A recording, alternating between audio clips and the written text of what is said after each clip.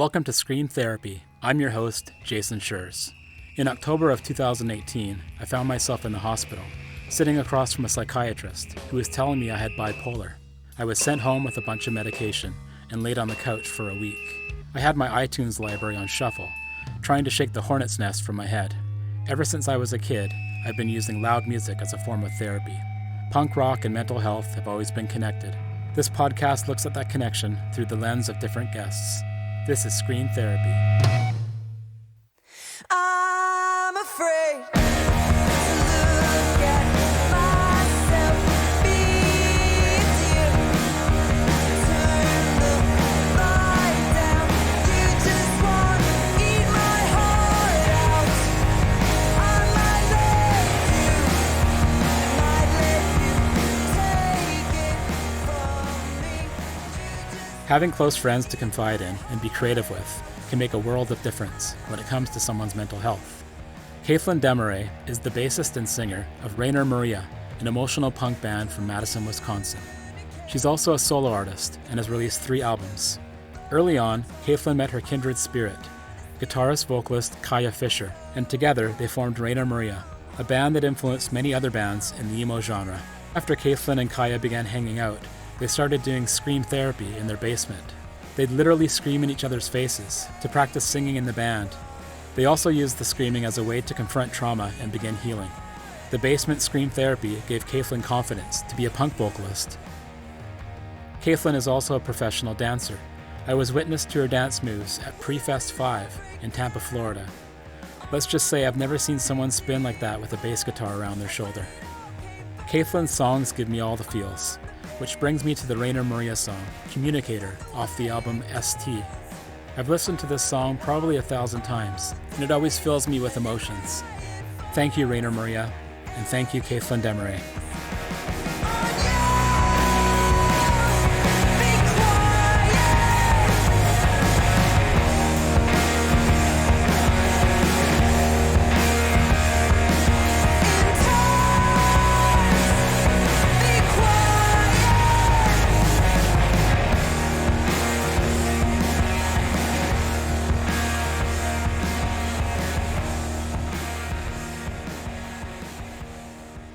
My name's Caithlin De Marrais, longtime musician, member of the band Rainer Maria. I also put out my own music and have played with lots of wonderful musicians and bands over the years. Also currently in graduate school to be a music educator. So really enjoying that new journey of my musicianship. But it started really long time ago. I don't feel old, but I feel glad that I've accumulated so many decades of experience. Long before I knew I was going to be a musician, I was going to shows, punk shows, and I identified with my peers who were looking for something outside of the mainstream. And that was the place I started, I guess. And so a lot of hardcore shows, Gorilla Biscuits, that sort of genre.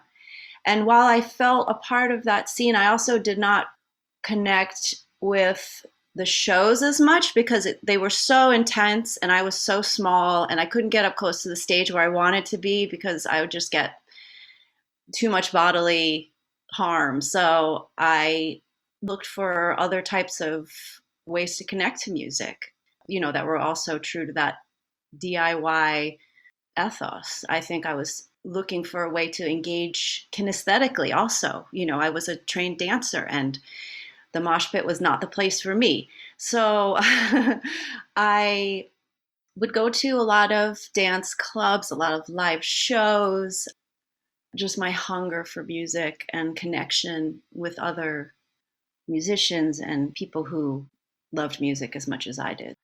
To Rainer Maria, which started in college for me. And I had just come from a period of being very alone and sometimes lonely, but mostly alone, doing a lot of exploring of life by myself, going to shows by myself, going to movies by myself, living alone, and trying to figure out how I wanted to engage with people also coming through some trauma during that time.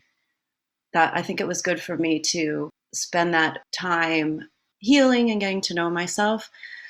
Although I had no idea how much music was going to be part of that healing, having never been in a band up until that point. So I was about 22 at this point.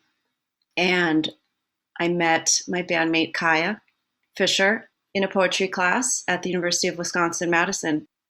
This person just changed my life. My world expanded, exploded, got brilliant. The energy around this person, I was like, whoa, I immediately want to know, collaborate, hang out with, understand, be in a relationship with this person. So what I quickly became a part of was a punk scene in Madison, a collective that was called P is for Punk. They were actively putting on shows, hosting bands, and also playing in their own band, Ezra Pound, at the time. So I was just thrown into this and just got to know musicians from all over the country.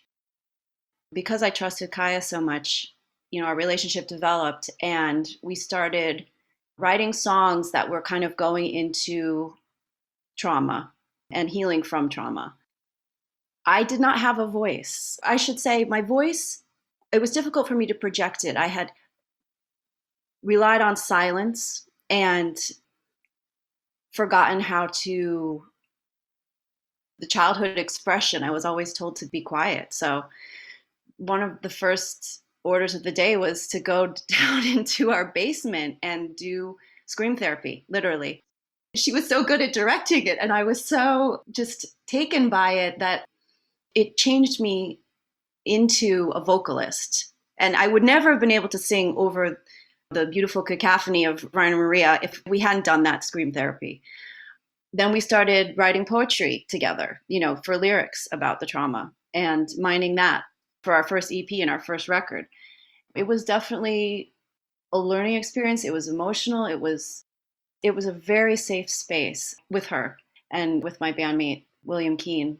So I was able to start that process of actually being a musician and using my work throughout my life as an exploration into healing. I don't really talk about it very much, to be honest. Words fail me in a way. I do keep it pretty private. I have an image of you and her down in the basement just screaming your heads off. So let's talk about that. How did that actually look, or how did it feel?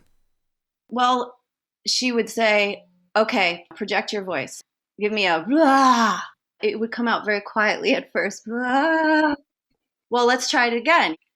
And so I would, and we would keep going back and forth. And, it was literally the two of us with our faces not too far from each other, opening up my heart, basically, and not hurting, not ripping it open, but just moving through that emotion, being able to, instead of standing on the border of it, moving through it, being in it, and coming out the other side, shaking maybe, but also more grounded, knowing myself more, feeling like I could authentically represent that emotion on stage.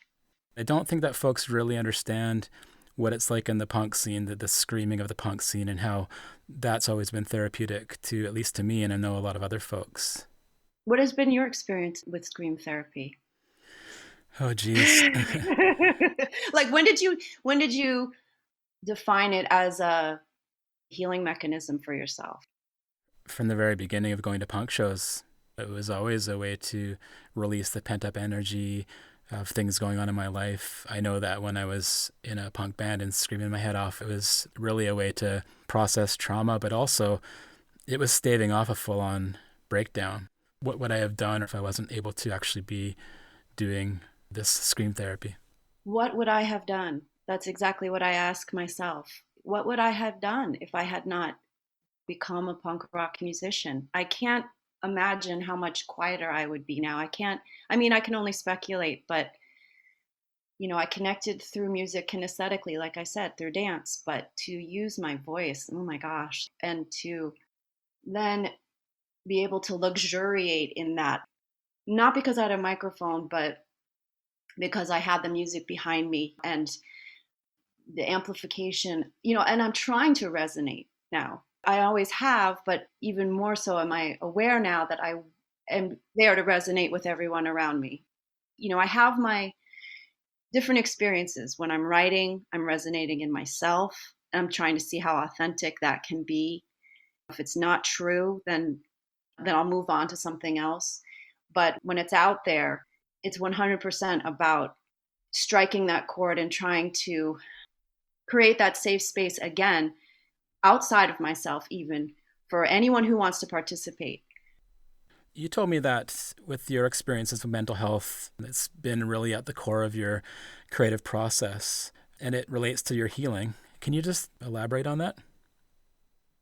I think that I've always sought music out as a way to help me step through my emotions instead of just lingering on the edges of them, which for me was what I was taught to do. Don't go too deeply into your emotions because they're scary places. My family has a history of mental illness on my mom's side, and I think it was one of her coping mechanisms to teach me to not be overtaken by emotions. And I completely understand, where she was coming from, and it was coming from a very loving place. But at the same time, she was a child psychologist and taught me also that it's okay to seek talk therapy.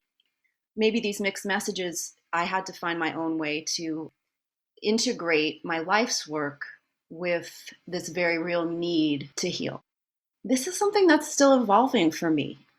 Trauma happened to me as a teenager, and I'm in my 40s now, and I still feel like because I was so slow to address it at the time, because there was so much silence around the trauma, that I'm so glad that there's been a sea change, but that still doesn't mean that after all these years, I still feel very comfortable to talk about it or to direct my own healing. Like I'm still experimenting with what's best for me. And, especially now as a parent, I see how crucial it is to be more healed and more joyful. And I'm looking, I'm questioning, I'm asking other people how they survive, how they're surviving. It's so important, I think, to also not just to see a therapist, who I've seen many over the years, but also reach out to each other and really admit when I need help, and also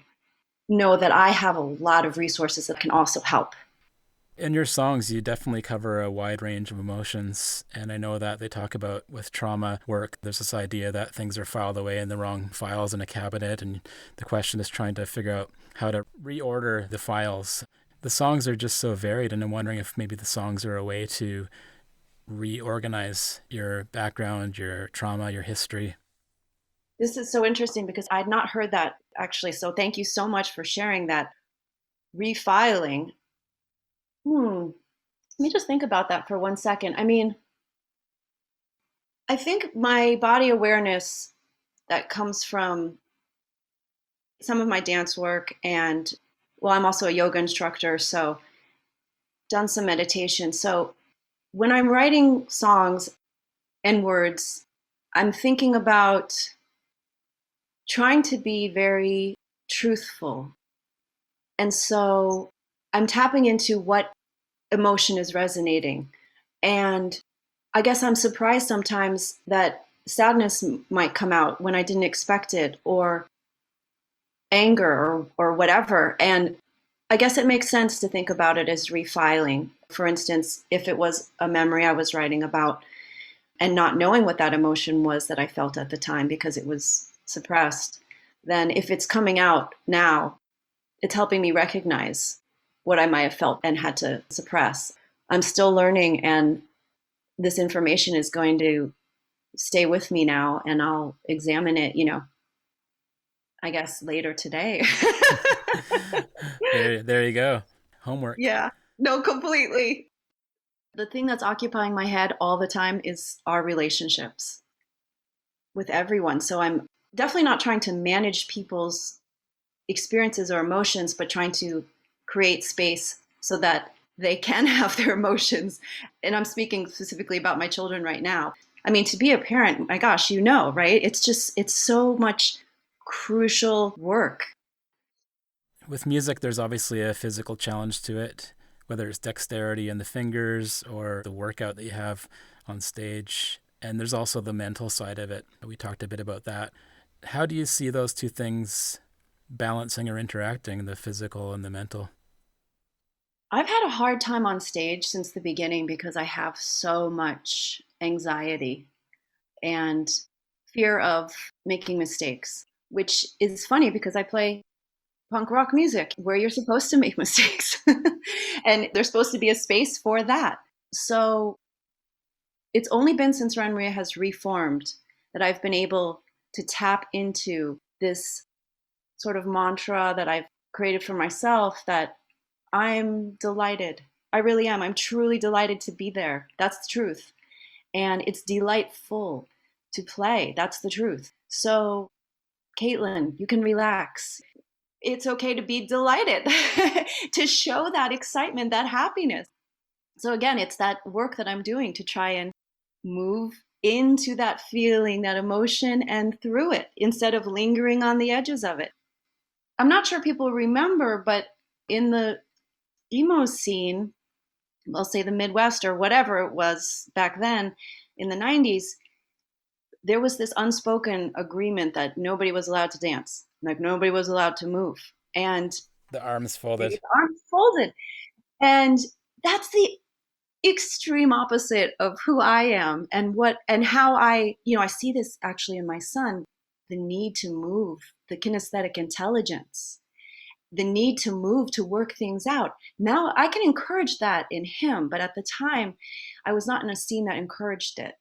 So that was a bummer for me. I felt like I had to hide my movement in a way, and only when I finally went on tour with, I think it was Mates of State, so many years later, did that sort of get unleashed, and we did a lot of dancing, of movement. So maybe it was something that got embraced a little bit later, and which I'm so glad for, because it showed me that I could be at any show and move my body, and that's okay. Dancing is actually a really great thing. I saw you play at Fest a couple of years ago in Florida, and people were definitely dancing there. But I remember you did the spin move, and I was just so delighted at that. What? That's not it's a very punk thing to do, but it's nothing that I really had seen before. Yeah, I think it's amazing how I was able to get some of my ballet training on stage with that heavy, heavy bass. And I think Fest was the first time I actually ever crowd surfed, which was a transcendent experience. I planned it beforehand so that I would know that I felt safe enough to do that. And I was assessing the crowd and I saw the warmth and I did it. And it was just glorious.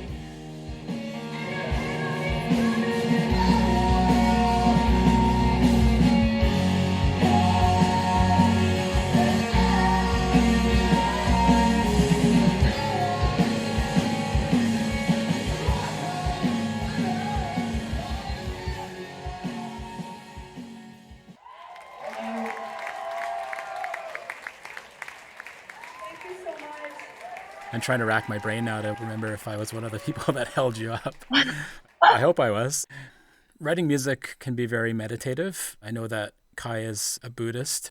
I'm assuming you're not as in as she is with the practice, but do you find it meditative when you're up on stage or even when you're recording or writing songs? I have learned so much from Kaia's studies and journey with the Buddhist practice that I'm so grateful. It's such a beautiful philosophy and practice.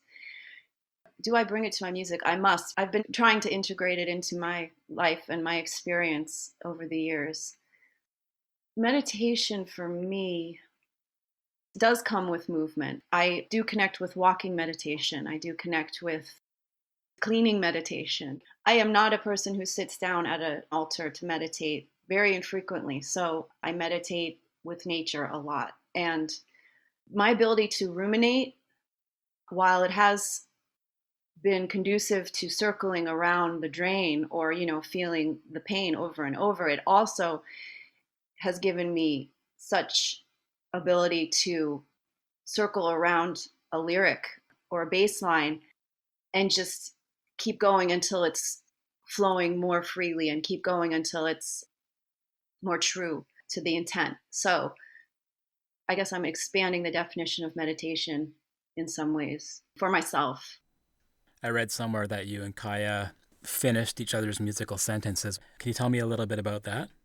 That must come from so many years of collaborating together, but it was that way from the beginning. And if there is such a thing as past lives, I know that she and I have been connected for many, I don't know, millennia or whatever, because I can always go to her and I hope she can always come to me. But by now, our collaboration is such that there is no need for explanation, although we still maintain this beautiful friendship around all of it. So it's well ordered, but at the same time, we do have all the niceties of the mannerisms of kindness, that can really brighten your day, little things here and there. But when we're collaborating, I don't know, from the outside, it might seem sharp and abrupt and just boop, boop, boop, boop, boop, because we know where the other person's intention lies. It's always true. The heart's always open. And if we know, we can always be very truthful with each other and not risk hurting each other. Some of your songs are about loss of yourself, trying to find yourself again. That's a theme that, from my perspective, comes up a lot in your songs. I definitely was lost after my teenage years, but I grew up in a big family, but I was also alone a lot. So my goal, my journey is to find my most authentic self and to understand the darkness in me, to understand the light in me, to understand and be kind to it. And I hope that I will get to a place, there's no end, right? And the healing is not linear. It's like this spiral, but I hope that my spiral is going up. Using like a yoga kinesthetic term, if you're in a seated spiral, I'm imagining that I'm going up while at the same time I'm rooted. So I think I know who I am, and I'm trying to make peace with all of that. Musicians obviously get therapy from creating music. How have you felt about the idea that on the other end is people like me who are filled up by your songs, by your music? I feel it's very natural because I too am a listener of music. I too am so deeply connected. I mean, deeply connected to some pieces of music. And they have helped me to move through those emotions as we talked about. And I remember specifically the time and the place and the record or the show, and it's for different reasons. My favorite kind of show is a very small, intimate one. Even if the person is just programming electronic stuff around them, I prefer that because I want to see what they're doing to inhabit that performance. So I don't feel separate from people who are listening to my music in the same way that I feel connected to the music that I'm listening to. I just don't see a distinction. I feel like we are, in broad strokes, different expressions of the same beings. We're so interconnected that I don't separate myself in that way. You mentioned before things that happened to you when you were a teen, and I'm assuming you got into punk rock around the same time. Is there Yes. a correlation there for you in your mind, or do you keep those things separate? That's an interesting question. I think the trauma was, I don't want to put them in the same. I do want to separate them because it had nothing to do with who I was or the music I was getting into, but it's a really interesting question. I almost want to ask you like why you would ask that question, not accusatorily, but I am curious, like the process of what you'd want to ask that question. For me, my trauma happened when I was quite young. And I know that for me, punk rock was the thing that really helped me, first of all, feel safe, because I was a very scared person and still am in some ways. But also it became a place where I could actually heal over a long period of time. I've been into punk since, 30 years or longer. For me, the trauma that I experienced was protected and soothed and healed by punk rock. So that's my experience. They were very much entwined. Yeah, I understand now. And I think for me, because I saw the punk rock world that I was exposed to, which was the hardcore world, was not a safe place for me and my body. When I first discovered punk rock, and then when I was in a punk rock band, there was that gap. And what I filled it with was dance. You know, I would go to dance clubs where they would play alternative music. Some hip hop was being played and some like techno. I mean, I went to raves in the 90s in the cornfields. That was where I healed, definitely dancing. So then finally, when I was able to perform music as a punk rocker, that's when the connection was made for me. So there was that gap until I was able to involve my own body in a way that felt safe, which was for me being on stage, actually. Being in your basement with Kaia and screaming at each other, the scream therapy. Do you remember how you were feeling? Were you thinking this is going to inform the rest of your life, or did it just seem like a wild thing to do at the time? That's a good question. I don't think I had any idea that it was going to transform me. At the same time, I do think that I realized how special it was. And why haven't I been able to do this before moment? I'd already been in therapy for a number of years and had been with other trauma survivors, and we had done some collective working through our trauma or grief together. But this was something entirely different because it was creative at the same time. So I'm so tickled to think of us having fun doing that together in the basement. It was fun, and it was a little bit scary, but good scary. And it got us here to this place. So what a cool thing. I'm not even sure it was planned. I haven't even asked her ever, what made you want to do it? I'm going to completely ask her that next time I talk to her.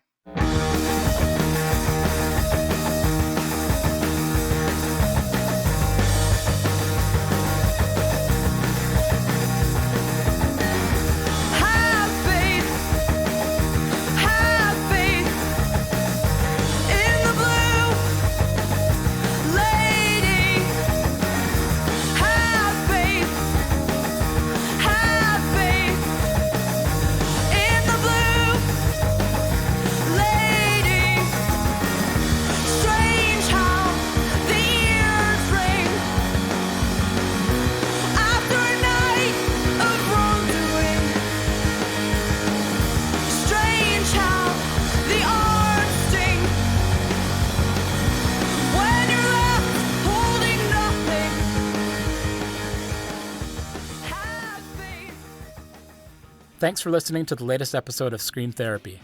I'm coming to you from Powell River, a small coastal town in British Columbia, Canada, on the traditional territory of the Tla'amin Nation. Doing this podcast and talking to other folks living with mental health challenges has been a huge part of my journey. It means the world to me that you're out there listening. You can sign up for my newsletter and find more episodes at screamtherapyhq.com. That's screamtherapyhq.com. I'm looking forward to hearing from you. Let's talk punk and mental health.